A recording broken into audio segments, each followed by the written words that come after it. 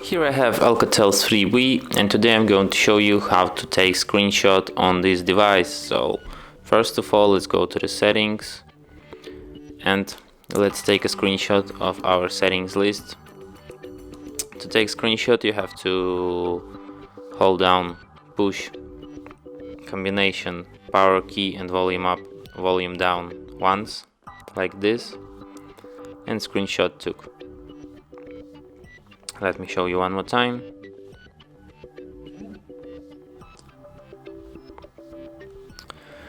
You can also take screenshot by going to the upper bar and tapping on screenshot here.